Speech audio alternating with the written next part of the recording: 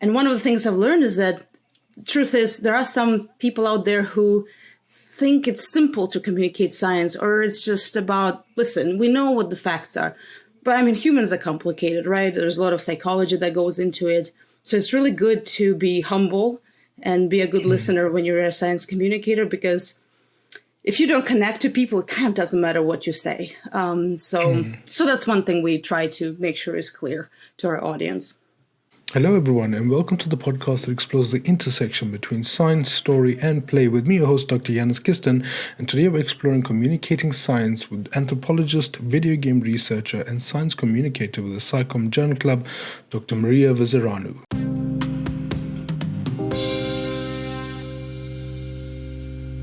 Welcome to the show, Mariya. How are you doing? I'm great today. Sunny day. How are you doing? I'm doing well. It's quite cold here in South Africa at the moment. We got some Arctic weather just blew across the country. Oof. It's people's pools that are freezing over, which is a rare thing for South Africa, being such an arid climate. But sure, it's one of those things where it's like even my dad was like, "Oh, it's global warming now. This is way different I know. than what we were expecting." So tell us a bit about who you are in this moment and what you do. Yeah, well, right now on my social media, I have a very short description of myself that kind of works. I'm an anthropologist who has turned into a video game researcher. That's how I explain to people, and they usually go like, "What?" So I did my PhD in anthropology and public health several years ago, and now I'm actually a researcher in mobile games. So I've transitioned completely to industry from academia. A very exciting change for me because games have been part of my life since I can remember. Actually, it's one of the things that helped me study English so effectively. They weren't translated into Russian back. I'm from Ukraine. And so I'd have to sit with like a literal dictionary. It was a little green one, I remember, and be like, oh my God, what is the character saying? So yeah, games have been with me for a while. I enjoy that kind of work. What were some of the games that you used to teach you English?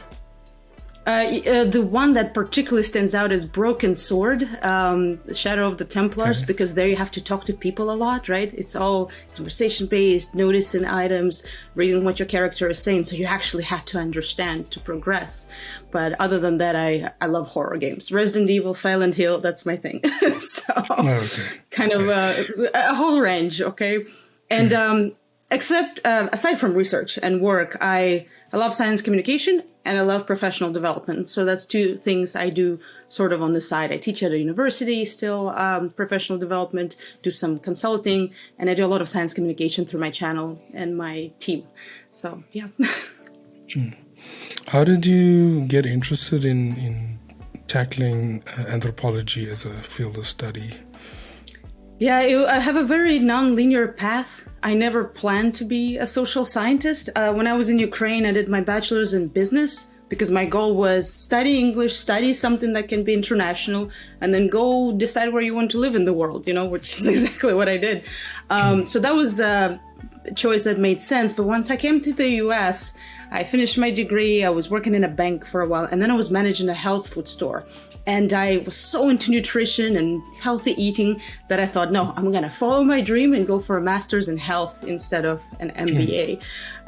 Like the real American dream, do what you love, So I went for public health, and that was great, big shift in my thinking. That's when I started learning I should really check some scientific evidence in the things that I teach in my workshops, and I was doing a whole bunch of stuff at the health food store. I even had my own raw vegan chocolate making business.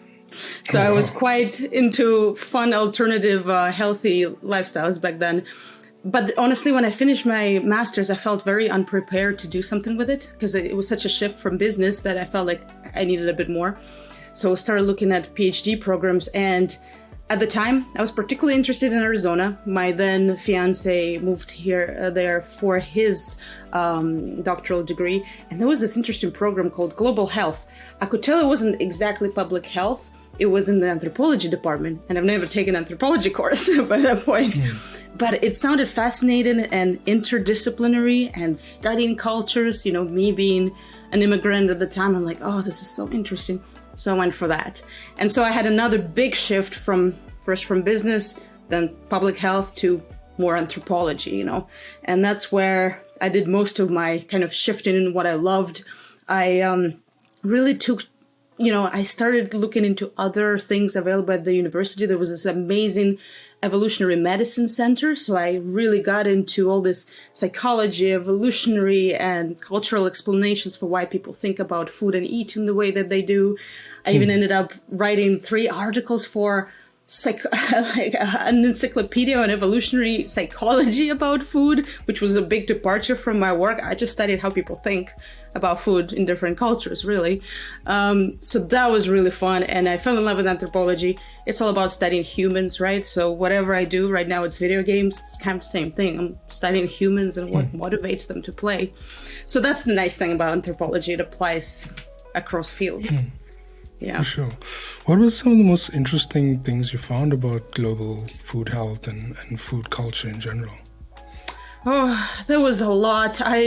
Just to talk a little bit about some of my findings, because they surprised me, was I was studying Eastern Europeans, because that's where I'm from, and Americans, specifically United States, about how they think about food, right?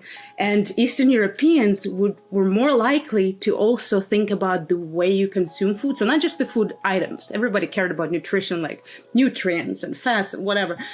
But they also really cared about this context of eating, the styles in which you eat, so the times, even the mental state you're in. And I was just fascinated that I could actually show that part of the difference is due to different cognition styles in these cultures. Eastern Europeans more collectivist, Americans more individualistic. It was just fascinating to see that is part of the puzzle of why the beliefs differ. And the best thing is that I had... So some of these beliefs about not eating late at night because it would burden your body, my American respondents would be like, well, that's grandma science. What is that? That's just silly. But there is science behind it. It's the circadian rhythms. It's that time, like how body evolved to react and live with the day and night cycle. So that's why I got into science communication eventually, because I thought, I love to comment on some of these beliefs, maybe debunk them, or maybe show what the evidence is instead of just describing them. Because that's kind of my dissertation was all about describing, testing some theories for the differences. But yeah.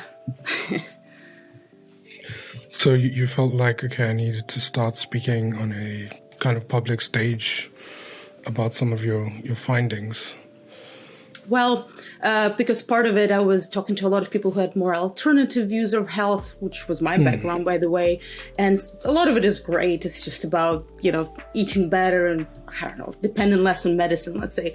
And then it gets more dangerous because some of this more alternative views of health start going into vaccine hesitancy and conspiracy theories about food. It really goes out there. So I didn't study that world that much, but because I saw these beliefs, I felt like I'd love to be able to comment on that or provide some evidence-based, not solutions, but suggestions on how to think differently or what to consider. And that's what got me into that space, yeah. How did you go about communicating? Or what platforms did you use? The first thing I did, I was finishing up my PhD. I was trying to figure out what to do next, right? And there was a risk communication center. Let me look it up. At Arizona State University, Risk Innovation Lab. So they did a lot of communication in terms of risks, all kinds. Part of it was food and food ingredients. And so I worked with them to write a couple of articles aimed at the general public about food. And then I did some whiteboard videos where you explain something and you draw it. And that's when I realized I really like that. It's making it easy, kind of engaging. It's short. It was on YouTube. And Sherry found me, who is the founder of the Science Communication Journal Club that I'm part of now for over 4 years. And she was just like, this is cool, because I was sharing it on Instagram.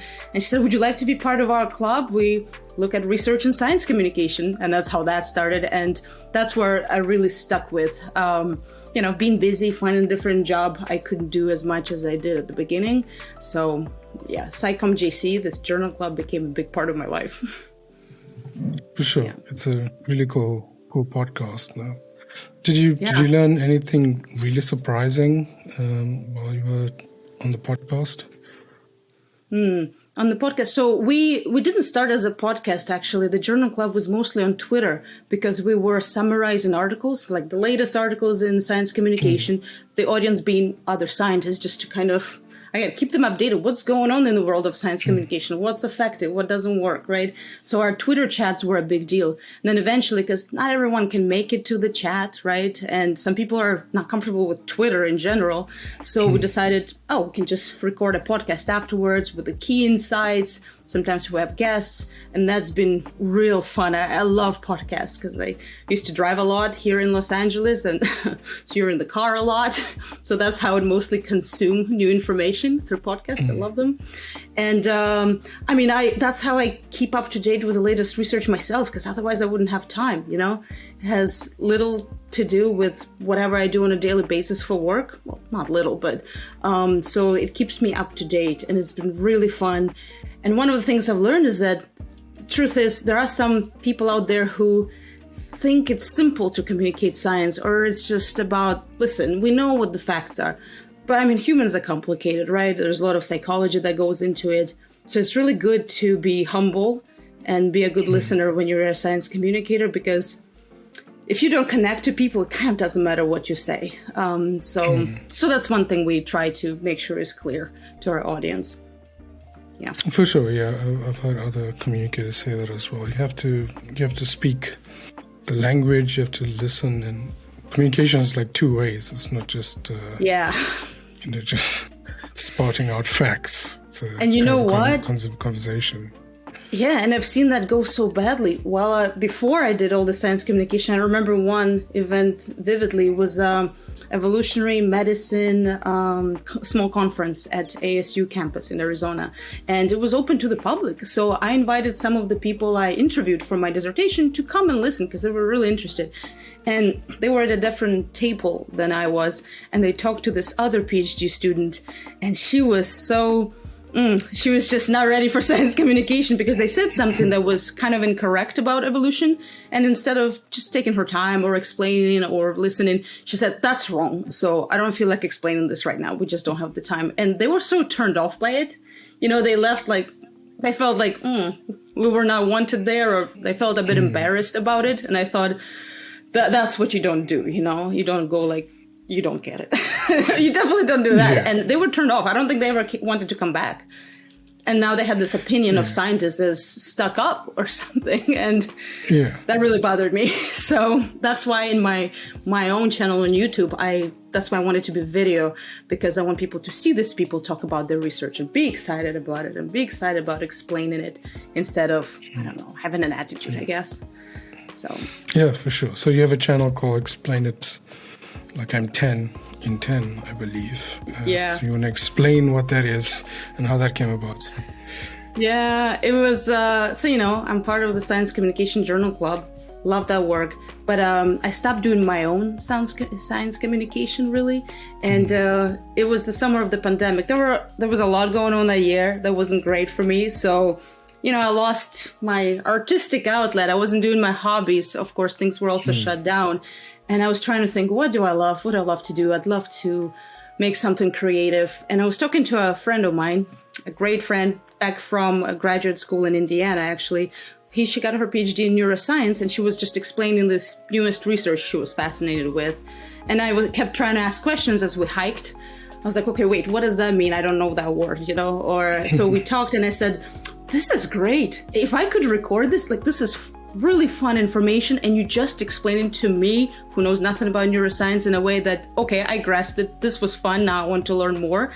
So that's how the idea was born for having a channel where I interview other scientists, PhD students, or just professionals about something complex. And the goal is for them to explain it to the general audience, or at least for me to understand, not necessarily to a 10-year-old, but that's kind of the goal. Explain it, practice communicating science as we do it. So I have two audiences: the scientists, who I want them to practice talking about their stuff in a way that's not too complicated for someone. And of course, the other audience is people who want to learn. So I kind of use myself as that standard, and I really try to prompt them and ask the silly questions. And I've had so much fun with it. I started with just my friends, just because I didn't know what I was doing, from graduate school. And now the more topics they suggest, the more people I just find through like Twitter or LinkedIn and ask them to just be a guest. It's a lot of work, so it's going slower than I'd like.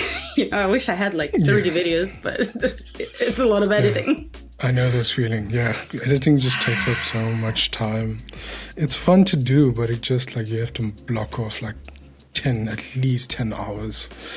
My last video, oh goodness, I calculated it was like an insane amount of hours. It was almost 17 total, because I always record almost an hour, but I really care to make it into a 10-minute product. And then add all kinds of cute animations. Oh boy, 17 hours, you don't always have that, so yes. But I have fun. Yeah. It is fun. That's the thing that like allows you to continue doing it, even though like it takes so much. It's really fun, creative outlet. Yes. So you've been communicating science and in the science communication space for about 4 years now. So that's about like a couple of years before and a couple of years after the pandemic era started. Yeah. Has any of your perspectives changed about communicating science and public outreach and engagement after things changed? Not in particular, because I always could see and knew that it was a very important skill that a lot of us don't get in graduate school. We actually get worse at it. The more it's like a curse of knowledge, You stop being able to talk to people like a normal human being. So, yeah, for sure. So I knew it was important, and I knew it was difficult, because when you are talking about communicating food science, it's such a personal topic, just like, health in general. But I've seen some horror stories of scientists talking about food technology and getting, literally bullied online or harassed. It almost turned me off to it, where I thought, do I want to deal with this? I don't really want to. It affects me. When someone's mean on Twitter, I know to ignore it, but it affects me. So I knew it was very difficult and tricky. I knew it wasn't just about throwing facts at people, right? It's about connecting with them. It's about taking the time to understand the context, where they're coming from, even when you don't want to, because you feel like, I just want to get to the point where here are the facts. So the pandemic, and I asked my team actually at Science Communication Journal Club about them, and they all said, nope, didn't change my perspective. I always knew it was difficult and important. But what we've seen so well is how difficult it is, right? And I feel like there were a lot of first-time science communicators, people with degrees in these fields, that felt like, whoa, I tried to do this, and this is what people said back. This is what they extracted from what I said. This is completely not my point. People just run with whatever made sense to them because of confirmation bias. And it's like, yes, this is difficult. So I think we've seen it so clearly now. And the importance of that empathy and connection. It takes more time, yes, but you're gonna turn people off. And unfortunately, when you show how vague some things are in science, or how it's a real process, it turns a lot of people off just seeing that. They think, well, you don't know what you're doing. So you have to, then there's this whole layer of explaining how science works. And this is normal, like it's normal for a vaccine not to be 100% effective ever. It's normal. There's a lot of trade-offs in this field.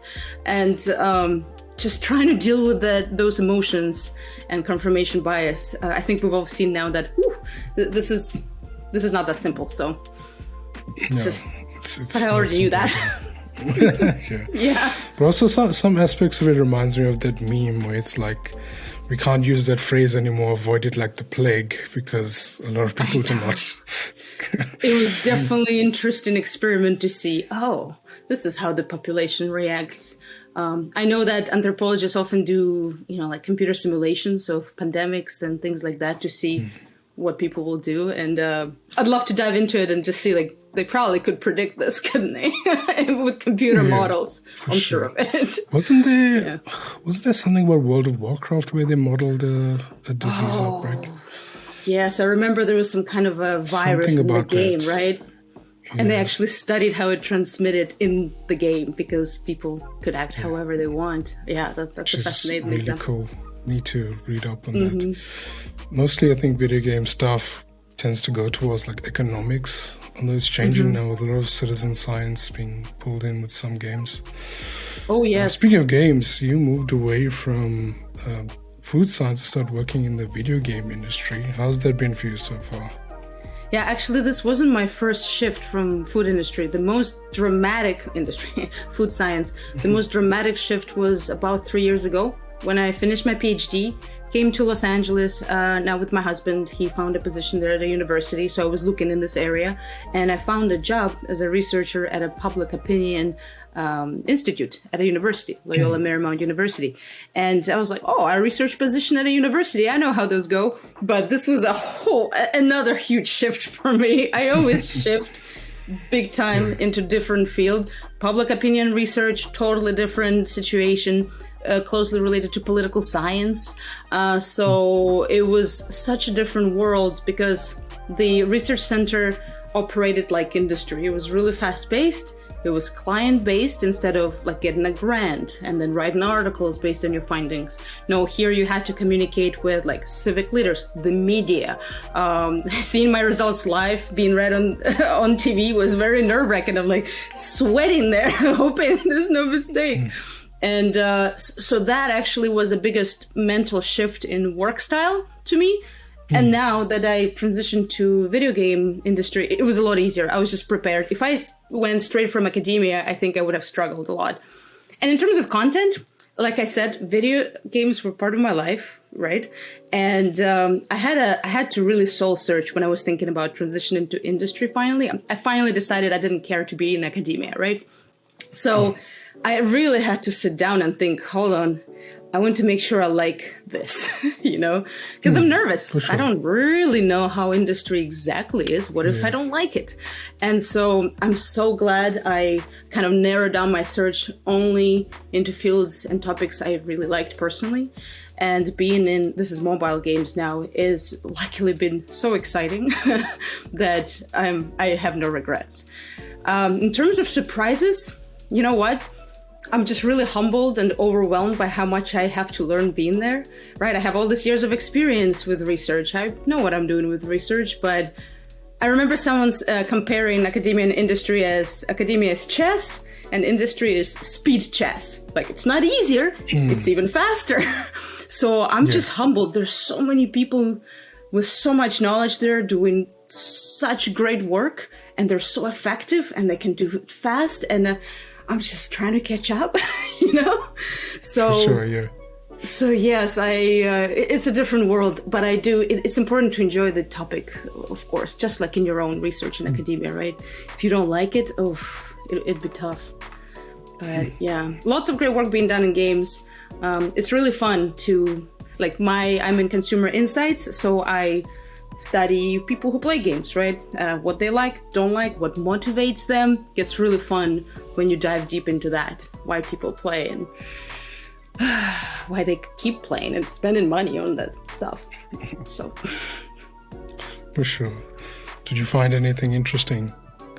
Nothing I can share publicly since this is a industry job.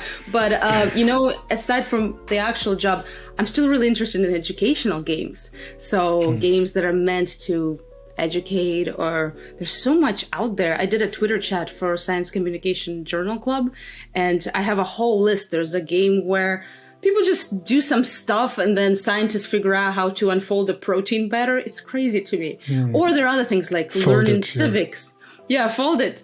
Or other things. There's at Loyola Marymount University, where I still teach professional development, the psychology department, they came up with a social game about trying to sort of improve perceptions of drinking on campus. They found that students expect that everyone else drinks more than they actually do, for example, and consume too much alcohol. So they have the social game that kind of corrects some of those misconceptions.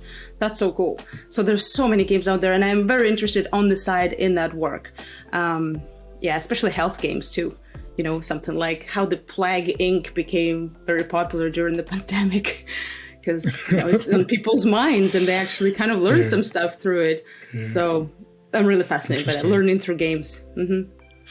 Plague Inc. I haven't had a chance to play yet, but it seems interesting. But more, I think, like more on a story level than a kind of what's going on in the world level. Yeah. haven't played it much I myself. See. So do you get time to like play games for work now? Actually, do you set aside some time to play? I'm actually forced to. Not forced, but I was getting so busy just learning everything that's new, doing the actual research, that I was told like, you gotta make sure you play at least 3 hours of games a week, and I was like, what, 3? So it was kind of funny, and I've gotten better at it. I literally put it on my calendar, play games, and I have to. It really helps. Yes. I mean, obviously you want to know the mechanics, the looks of it. When people discuss what they like and you don't understand, that doesn't really help you. So you gotta play competitive games like other games, see what you like, what you don't. So it's definitely fun. It is nice to have that as homework, I guess. Yeah. Sometimes I run out of time. Yeah. I can imagine. Yeah, no, it's probably dealing with a lot of data and stuff. I'd imagine you'd have to just block off time to play video games, which is, pretty I suppose, much some people's dream, really, to just play video games. It's not the worst, it's not the worst. Yeah. And it could get worse. Can I actually mention, so I talked a little bit about educational games. In my last job, the public opinion survey, I actually managed to get a game question on one of the surveys one year. It was just a year ago, actually. And I just wanted to see, this is like a representative sample of this region, which is about 10 million people. So it's a really big, expensive general survey. And I put that game question in there. I was so proud of myself. And I was so glad that my team allowed me. But because it's expensive to ask every single question from a representative sample. So anyway, I just asked if people thought that games were a useful tool in education. It was a very simple question. And I was really excited to see that majority of people in this area, at least, were very positive about it. They were like, yeah, they agreed that it can be a very useful tool. And they agreed even more if they had kids at home. So I was just like, oh, great. So there's definitely an opportunity there, a welcoming opportunity to use games for education, For sure.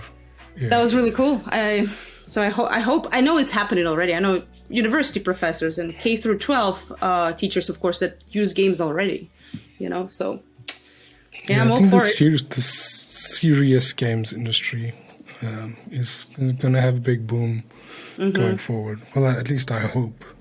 But when you have things like, the FDA approving like video games a video game as a medicine for certain cognitive ailments and stuff like that. That's true. It is a build-up to where we can normalize, I think, video games as something that's more than just entertainment. Yes. A lot of interesting stuff really cool. Happening with virtual reality games too. I've just been seeing a lot of psychology research, again, treating phobias, things like that, anxiety. Very interesting. Yeah, so hopefully that will keep growing. If you were tasked with developing or designing a video game, what would it look like? Oh, wow. I actually had a game in mind at some point with the Science Communication Journal Club, and that game was based on communicating science effectively. And I think in my head, and if somebody wants to steal my idea, just go ahead, it's fine. I don't have the time. But it was almost like a broken sword kind of a game where there's a lot of conversation. And, I'm trying to remember the details. I think it was something about aliens coming to Earth and trying to warn people of, whatever it is, climate change or any other catastrophe coming. But they had to really explain the science in simple ways because people were already on edge that it's an alien. So you had to choose conversational points, and exactly how to say certain things and how to approach people to make an impact with what you're saying, to convince them to pay attention.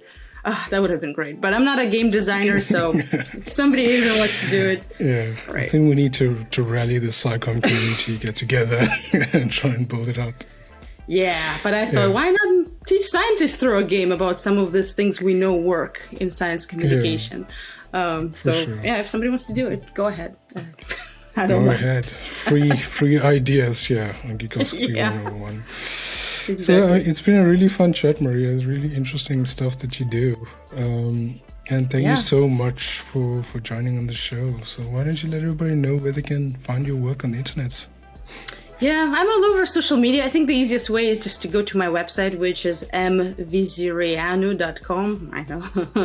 It's mvizireanu.com. It's just my last name. And because then you can see everything that I do, my science communication, my professional development. FYI, my latest video is actually for people in academia who are fancy in industry. So I try to put all my tips and lessons learned, like about how to make it easier, because it's kind of a difficult transition. And then, but I'm also on Twitter and LinkedIn and Instagram, and you can find all of that through my website. So feel free. I try to respond to other people, especially when they have questions about, professional development or even science communication. I really try to be kind of a mini mentor, because I had a lot of mini mentors on the way for myself. So I think that's very important to do, because you don't get that training sometimes in academia, Yeah, for sure. Especially, I mean, like SciComm is fairly new thing, like in the way that we do it now, because also the way social media is shifting so quickly and changing. So I think it's going to be one of those industries or genres where it's going to be changing like almost on a monthly, yearly, maybe even daily basis, and we all have to try and keep up. It's like a Red Queen thing. Right. Good point. But I'm glad there's people like you who are working on it and working hard. So thank you so much for joining, Mariya. Yeah, thank you so much. It's been fun to chat. Cool. Cheers. Cheers.